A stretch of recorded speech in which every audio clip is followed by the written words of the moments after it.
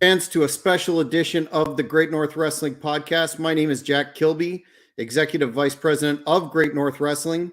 And tonight we're very pleased to have a legendary figure in the business with us, the First Lady of Wrestling, Missy HYATT. How are you today, Missy? I'm doing great. Sorry for the late start. I left my phone at the restaurant.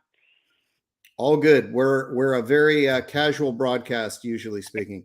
Thank you for agreeing to come on. I wanted to do a dive into your career, Okay. and it makes sense to go in chronological order, beginning Right. with.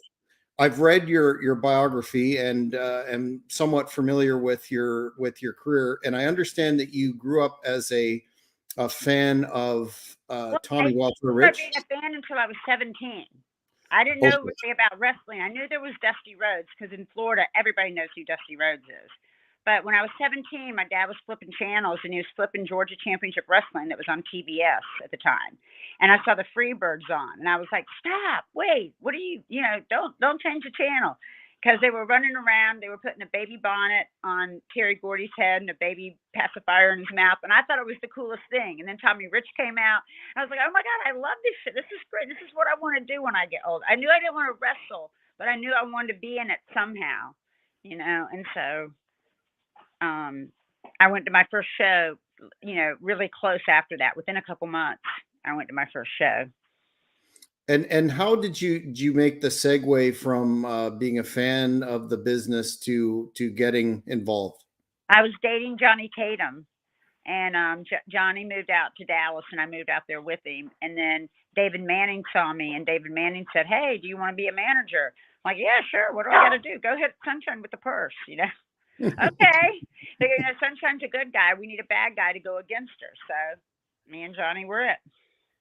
It's just what being in the right place at the right time is all it is. what were your initial in terms of getting smartened up to the business? Did you have any Well, formal no, I got training? smartened up pretty fast because I mean it was kind of easy to get smartened up on Georgia Championship Wrestling. You knew who was going to go over, so you knew it was a work. Um, but it was more. I dated Jake Roberts, and he was the booker of Georgia Championship Wrestling at the time. So I learned a lot from him.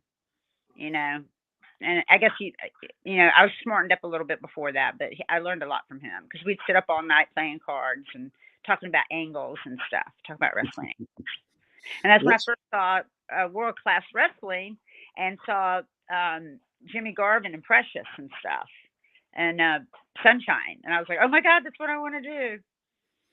So What was it like to be getting your start in world class, where the hysteria that was surrounding the Von Erichs and that entire atmosphere that's so like mythological? superstars, they are superstars there. They were superstars. And it really didn't hit me until we went to Israel.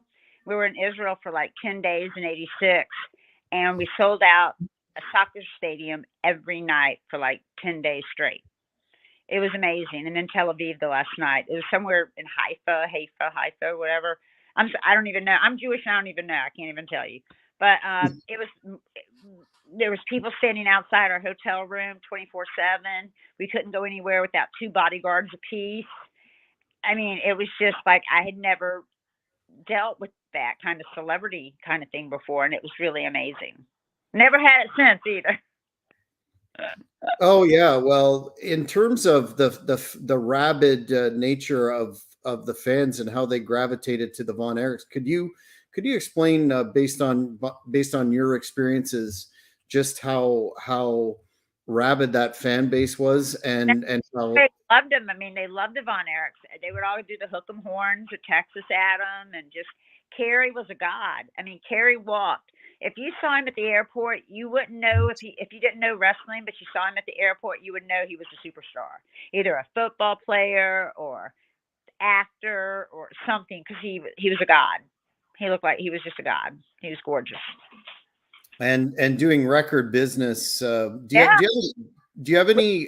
We used to do Monday nights Fort Worth and Friday nights Dallas every week and did great cards and made a living and was home almost every night. Not on the road like they are now, but home almost every night. and make a great living. It was such a great time. I got to start in the golden age of wrestling, and I'm so lucky. I wish I could have started a little bit sooner, but I mean, I was only 21, so I guess I was starting pretty young. But I was really lucky.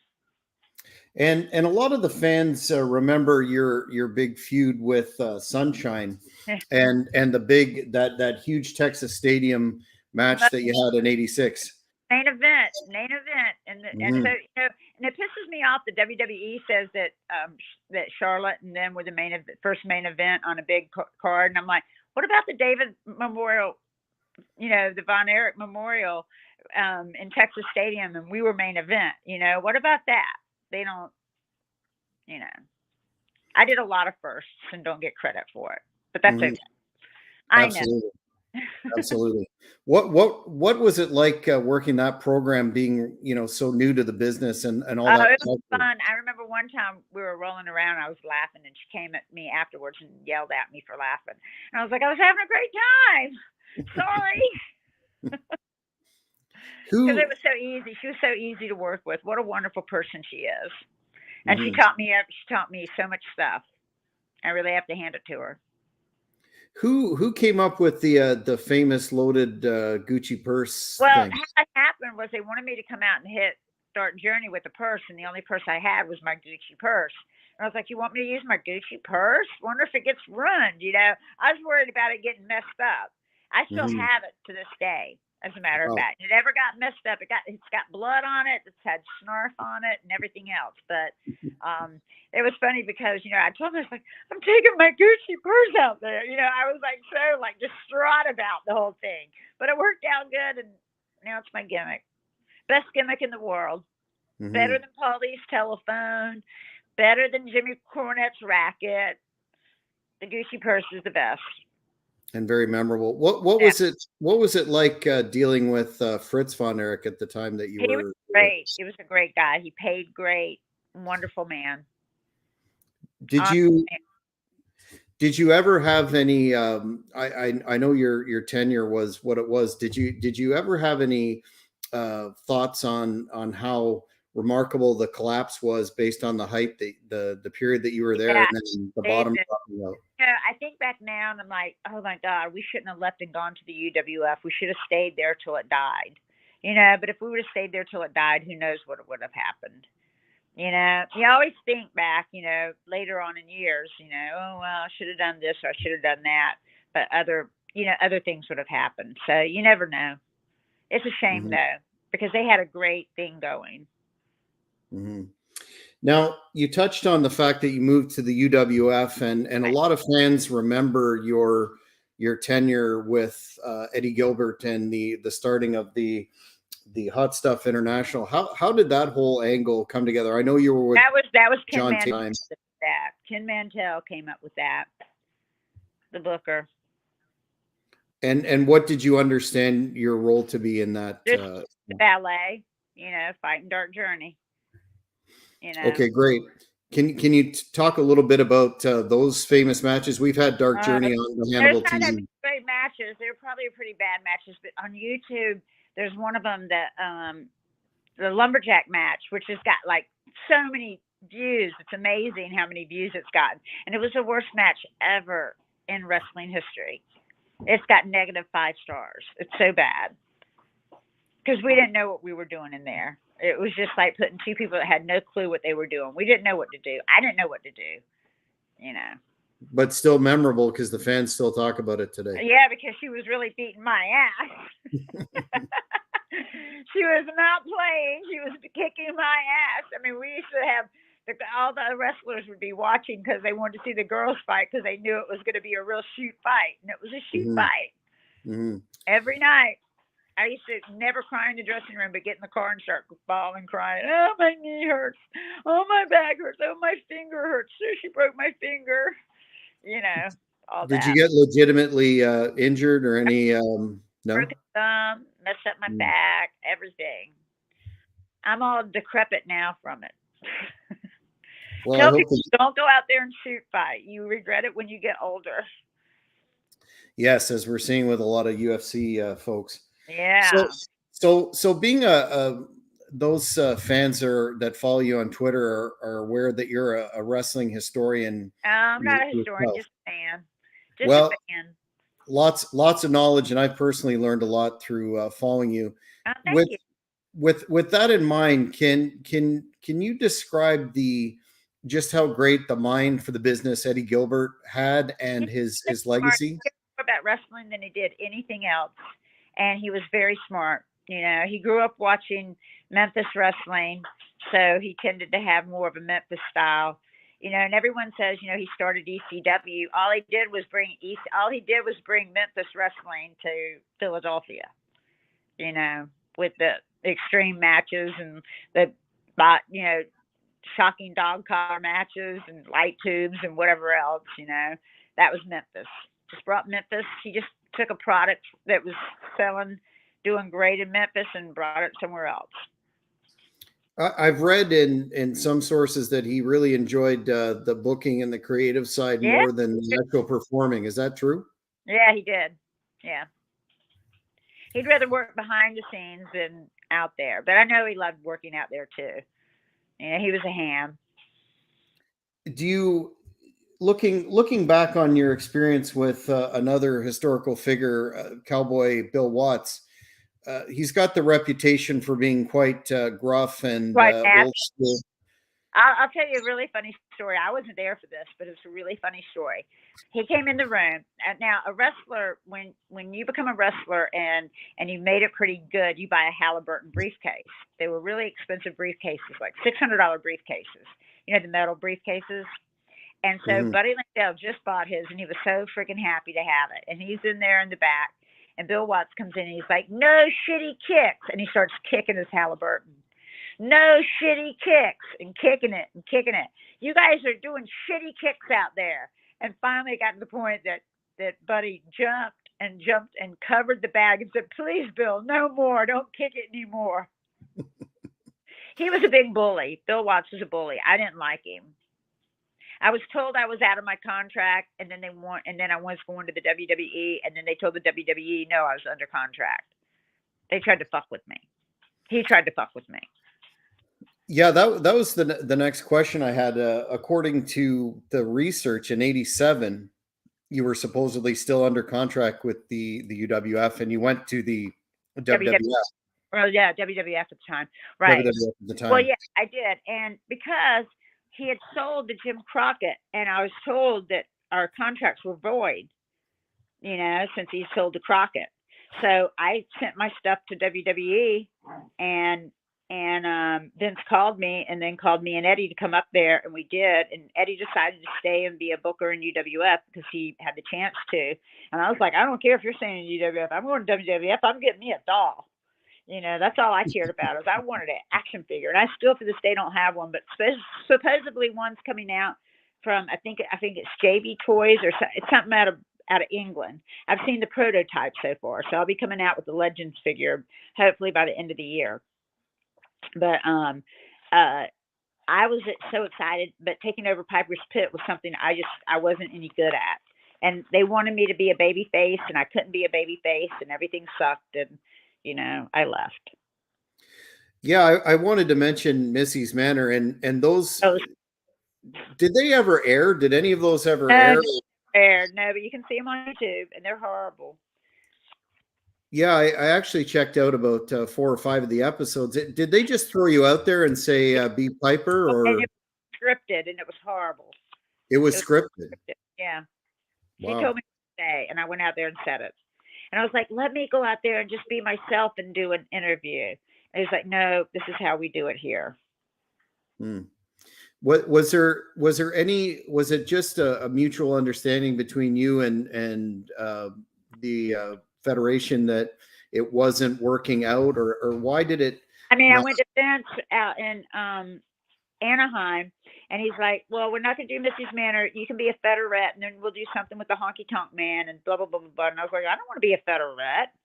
I didn't want to be one of 3 other girls. So I was like, no, that's okay.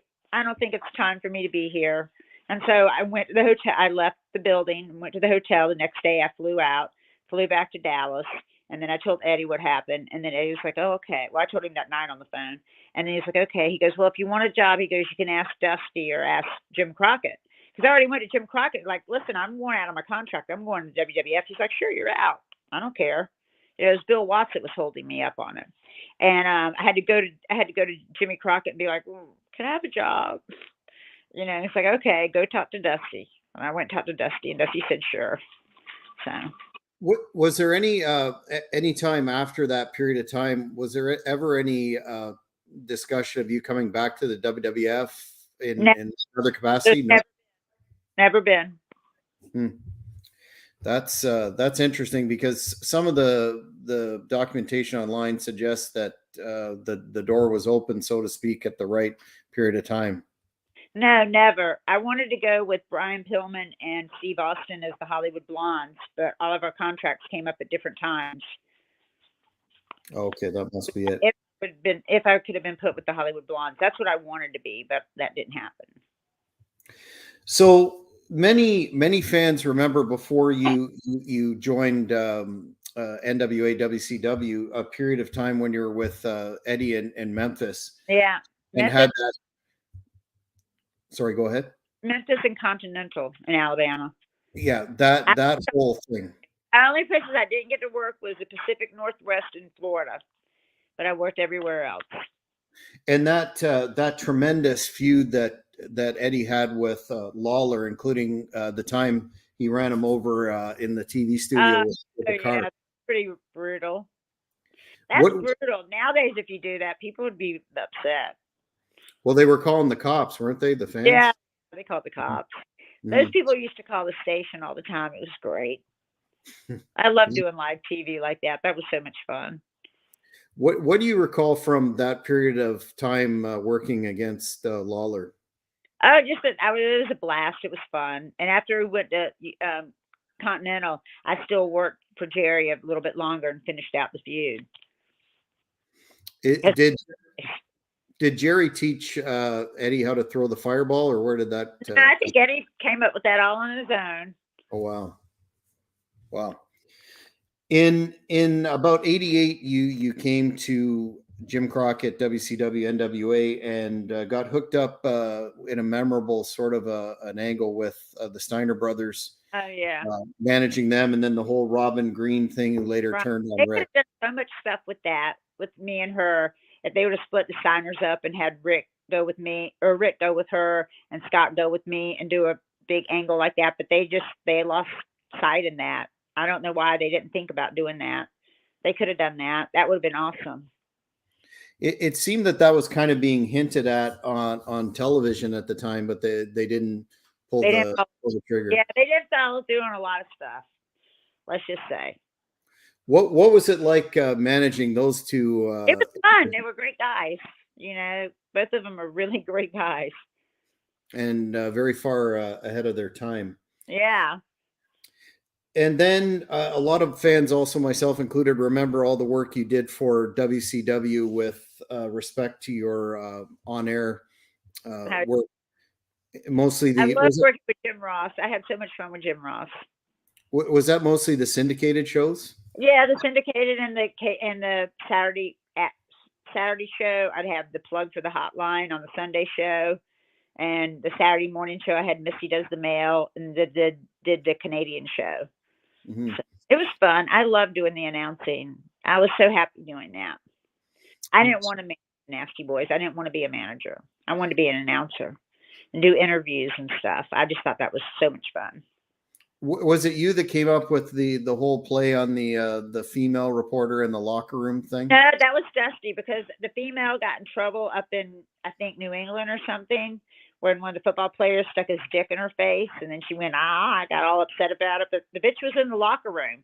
That's what they do in locker rooms. They get naked and fart and burp and do whatever guys do in locker rooms. And if you're in there, you got to be respectful. Like, I always try to stay out of the guys' locker room, because that's not, I'll get dressed in the hallway bathroom. I don't go in the locker room. And was that the angle, if memory serves me correct, that Stan Hansen spit the tobacco juice on you? Oh yeah, tobacco on me. Yeah, that was funny. I love Stan Hansen. He was such a great guy to work with. He didn't like doing the angle either. They wanted to do something. Dusty wanted to do something that he took me out on a date. I'm all dressed up, and he takes me to a place where there's like sawdust on the floor and stuff. And that never happened? And that never happened. That would have been so much. That would have been really fun. What would you regard your highlight in terms of your WCW on-air personality tenure? My feud with Paul Lee was fun. I was going to ask you about that. How did that come about, and what was he like? I don't know why they had a feud with me and Paul Lee. I got the Great American Bash poster from '91 matted and framed in my bedroom because my name's bigger than the Steiner brothers, and Paul Lee's name is bigger than Arn Anderson and Barry Windham's. On it for the match. For the match, it was supposed to take place, but somebody neglected to ask the Maryland Athletic Commission that if they could have a mixed tag, and they said no. So that's why they had to kidnap me out at the ringside and didn't let the match happen. But all I did was go in and cover Paul 1, 2, 3. That was all that. Because we did it everywhere. We did it all around for a couple of months. And all I did was go in and cover Paul. And it was so much fun. What was he like back at that? Was he still? He was a maniac. ADHD all the way. I love Paul. Then you mentioned that you segued again to manage the Nasty Boys and guided them to their big tag title win over Anderson and Roma. I'm aware that you didn't in the past say the most favorable things about that. Well, no, they were nice guys and everything, but they never let me talk. They never let me do anything. They never let me. One was always getting hurt, and I'd have to go in there and stop the count or do something in the finish at the last minute. Like, Missy, get in the ring and stop the count. Jump on Sting's back. Okay. Then my boob pops out. Things like that. They were always getting hurt, always changing shit up. Just not. Whatever. What led to you exiting from that and then the company? Well, because I went up there to take promo pictures with the Nasty Boys, and there was a picture of my boob up on the wall. So I took the picture down and I went to throw it away, and then I was like, no, I'm gonna keep this. And so I went to Eric Bischoff and said, listen, I want all the copies and I want an apology, and he never did anything about it. So later on, me and Bischoff had words, and it was all because of Eddie Gill, all because of Jason Hervey. Me and Jason were dating, and then we broke up, and Jason and Bischoff became best friends. And then I got fired because I broke up with Jason. Wow. I've got a fan question here that I was actually going to ask you later, but the fan Jeremy Harris is asking about the Hall of Fame, the WWE Hall of Fame, and your thoughts on it. Well, I think it's wonderful. I think it's nice. I really wanted to be in there, but after I heard about what they did with the show in Auschwitz on the screen through a match, kind of really makes me think that they're anti-Semites. And I can't believe Paul's working for him, considering his mom had a tattoo on her arm from the Holocaust. So I really think that was in very good taste. Yes, very poor taste. Did you ever, or your thoughts before that in terms of the arbitrary nature of the Hall of Fame and some notable exclusions from the Hall of Fame, especially from the women's side, like Miss Elizabeth isn't in there. She's not? No. I thought she was. I thought she was like one of the first people to be inducted. No. Oh, wow. Well, that's a shame. She should be in there. Mm-hmm. Would you now, before this latest incident, you would have liked to have been in the Hall of Fame, but now you're ambivalent? Of course. Who wouldn't? But you know what really gets me is that they have a wrestling Hall of Fame. It's out of Houston, I think, the Professional Wrestling Hall of Fame. And that's other wrestlers that vote you in. And to me, that's more of a thrill to be inducted into that Hall of Fame than it would be the WWE Hall of Fame. Because WWE's Hall of Fame, I mean, Trump's in it. Need I say anything more? Exactly. Snoop Dogg's in it, I think. Isn't Snoop Dogg in it? You know what? Honestly, I'm not big on the celebrity wing. No, there's a lot of questionable celebrities in there. So.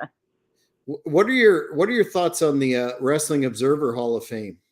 Oh, I love that. One day I want to be in there for something, but I'll never be. There's not ever a category I could write myself in on. I vote in that. So Mhm. I'm always looking for something I can put my name down.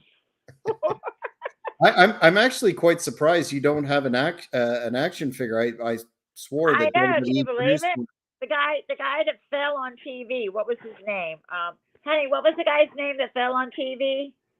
Shockmaster. Shockmaster gets an action figure, and he was there for 3 months. And Fred he Oliver. fell on live TV. He got an action figure, and I didn't get one. Well, we'll have to keep the fans in the loop in terms of whether you get this one finally, because I'm sure it'll be a huge collector's item. I hope so. I hope so. So after your run in WCW, you got involved with ECW and guided the career of the Sandman. How, I didn't guide anything. He was drunk all the time. He was funny as hell. He was a great guy. Great guy. I had fun there in ECW for a little while. how did you get I was supposed to manage Shane Douglas because I came out at Wrestling News Network in New York with Paul Lee and Jim Crockett started Wrestling News Network, and I came out as his head cheerleader. And then that never went anywhere. They did a TV taping, and then it didn't get picked up or anything. And then Paul Lee told me I was going to manage Shane.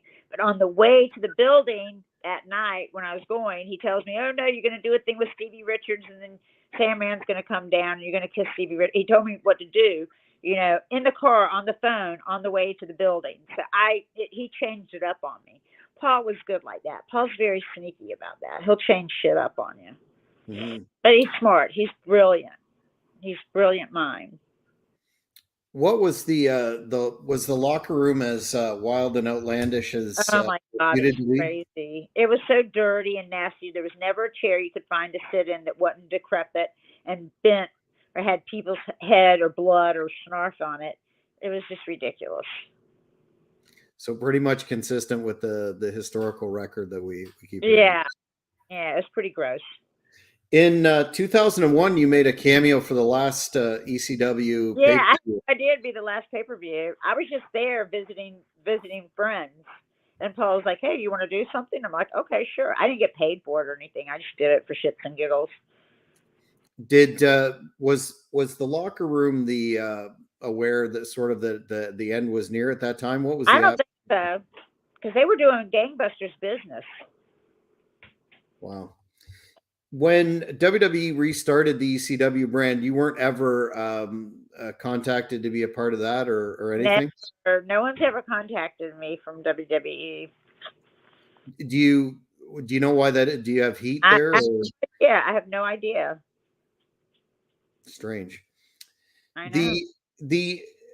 An interesting thing for our Canadian fans, I remember in the early 2000s, you were part of the Apocalypse Wrestling. Oh yeah, I was the first woman to hold a man's belt before China did.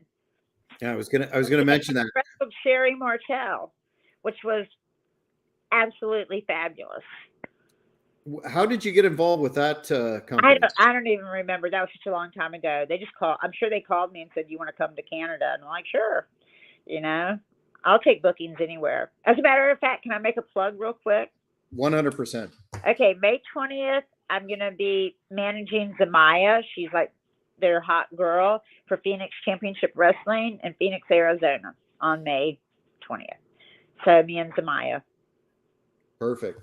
Yeah. And we'll get your social media here at the end. Okay. The fans in modern times are, again, that follow your social media are aware of your involvement in Civil War reenactments. Yeah. You still do that, and how did you? Civil War and World War II. Yep, I do that weekends during the wintertime, because during the summer in Florida it's too hot and the guys being in wool uniforms would just fall out. So usually the season usually starts like September, October, and runs through about April. How did you first develop an interest in that?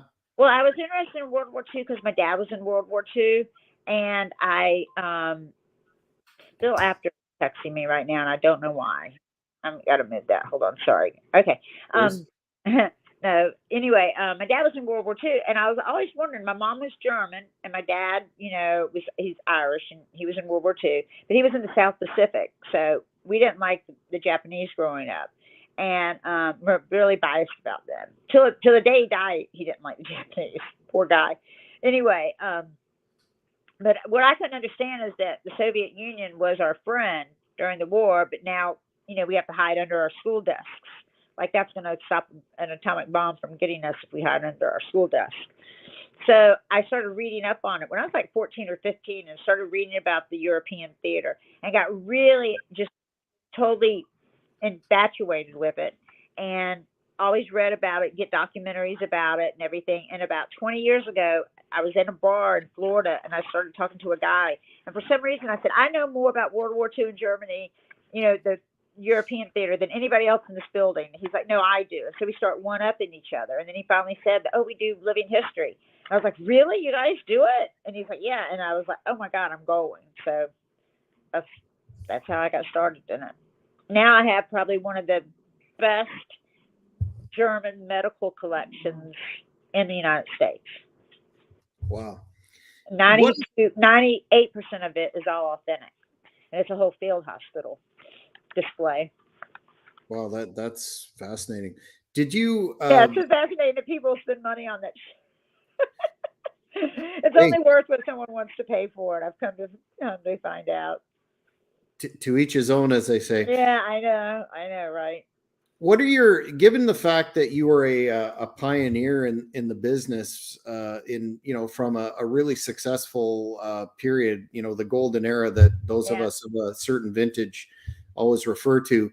What are your thoughts on the manner in which women's wrestling and women's places are elevated? Changes with time, and I think it's amazing that women are in the business and making money in the business. And when Charlotte Flair got her $1 million a year, I was like, yes, women. Because I remember I did a Q&A, and Bobby Heenan was on the panel when he could talk before cancer ravished him, and he made the remark. I said, if women get a chance, women can draw on this business. He said the only place you ever do was on your back. I didn't hear him say it. I was sitting in between, like, I think Tony Atlas and somebody else. I was like, what did you say? What did you say? And I didn't hear it until afterwards, till my guy at the time told me what he had said. And then I was like really offended. And the next day, flying back to Tampa, he didn't want to be on the same plane with me or something. I don't know. I don't know what he had against me. I never really knew him, So given the fact that the women's divisions are quite prominent in both companies, both major companies, right?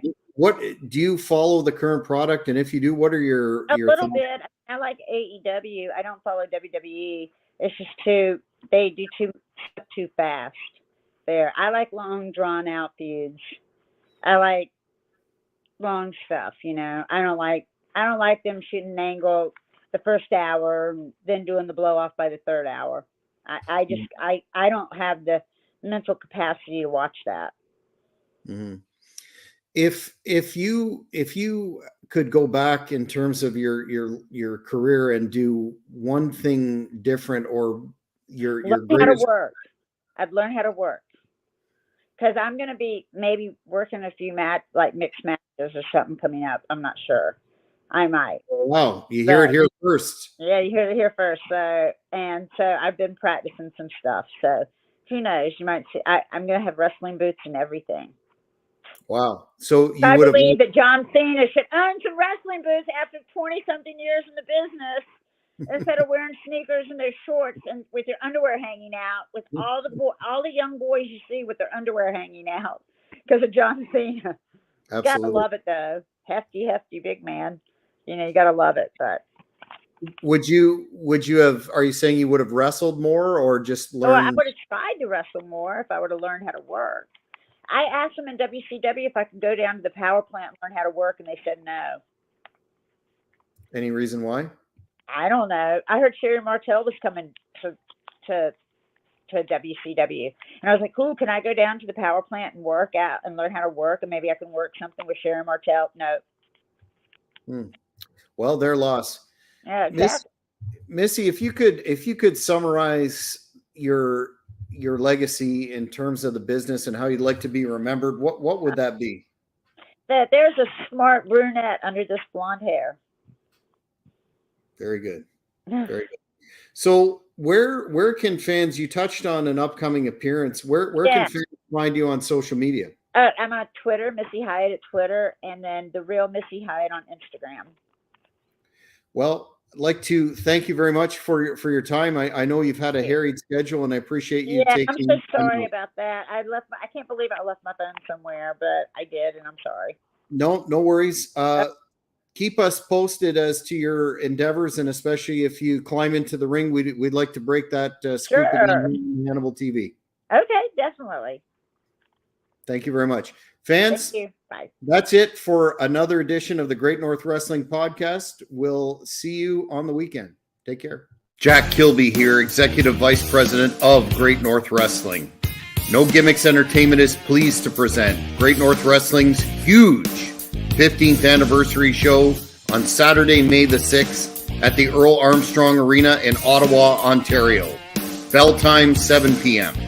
This stacked card will feature former TNA Impact World Heavyweight Champion Cowboy James Storm, WCW legend The Taskmaster Kevin Sullivan managing the diabolical Blood Hunter, second generation former TNA star Aces and Eights Wes Briscoe, Canadian champion Black Dynamite Jeremy Prophet, and former GNW Women's Champion Jessica Black, the Conspiracy Horsemen of Ayatollah Bin Hameen and Greek god Papadon from Vince Russo's brand, Ottawa wrestling legend Bruiser, with much more to be announced.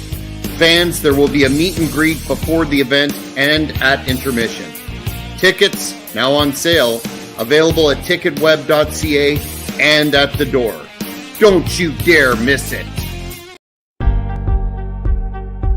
Thank you for watching the Hannibal TV. Please like this video if you enjoyed it and click the subscribe button to not miss any of our latest shoot interviews, match videos, or news updates. Follow us on Twitter at the Hannibal TV.